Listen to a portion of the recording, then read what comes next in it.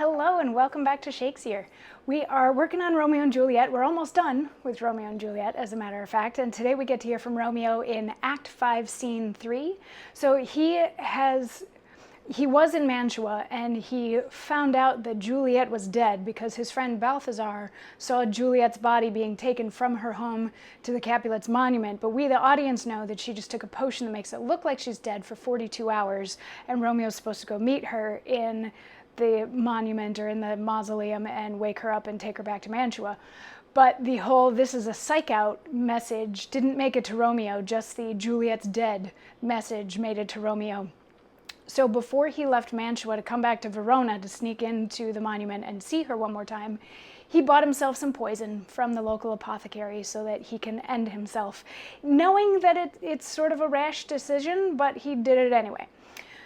So Act 5, Scene 2 is a really brief scene, and it starts with one of the best Shakespearean lines ever from a character named Friar John, who is only in this one scene. He comes in and he says to Friar Lawrence, "Holy Franciscan Friar," which effectively turns Romeo and Juliet into Batman.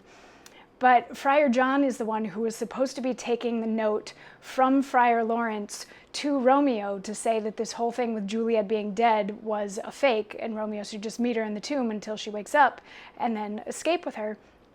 But Friar John was unable to get to Mantua because there's a plague or a disease of some sort going around, and he was not allowed to get out of the city to be able to get to Mantua. So he brings the letter that was supposed to go to Romeo back to Friar Lawrence and says, "Sorry, I was unable to deliver this." And Friar Lawrence is like, "This wasn't just like a pen pal letter. This was actual important information that Romeo needed."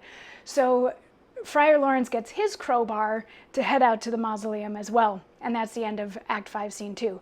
So now everybody's converging on the Capulets' tomb. And Act 5, Scene 3 starts out with Paris arriving at the tomb with one of his guys, and he's like, "Okay, I'm gonna break in here." He's got some flowers. He just wants to put flowers on Juliet's grave, and whatever else he might want to do there, leave that to your imagination. But he tells this guy to like stand guard so that he can get in and get out without anybody interrupting, and he goes in. And the guard feels a little bit weird about being there to guard a tomb, but he says he'll do it anyway. Then Romeo and his guy show up, and Romeo says to his guy, "Give me that mattock and the wrenching iron. Hold, take this letter early in the morning. See thou deliver it to my lord and father. Give me the light. Upon thy life I charge thee, whate'er thou hearst or seest, stand all aloof and do not interrupt me in my course. Why I descend into this bed of death is partly to behold my lady's face, but chiefly to take thence from her dead finger a precious ring, a ring that I must use in dear employment. Therefore hence, be gone. But if thou jealous dost return to pry in what I further shall intend to do, by heaven I will tear thee joint by joint, and strew this hungry churchyard with thy limbs. The time and my intents are savage wild, more fierce and more inexorable far than empty tigers or the roaring sea." So basically he's saying, give me the stuff to break into the tomb, take this letter, give it to Friar Lawrence in the morning, and then just stand guard. And whatever you do, don't come and interrupt me. I'm partially going in just to see Juliet's face. I'm partially going in to get a ring back from her.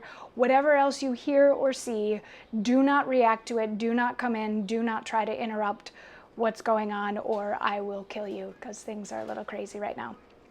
So he goes to start to break into the tomb, and his page stands aside. His page might be Balthazar. I'd have to double check that. But anyway, he starts to go into the tomb, at which point Paris notices that somebody else is coming in and sees, "Oh my goodness, it's Romeo, the man who killed my love's cousin, so I got to do something about this." And yeah, craziness starts to ensue at the crypt in a mausoleum.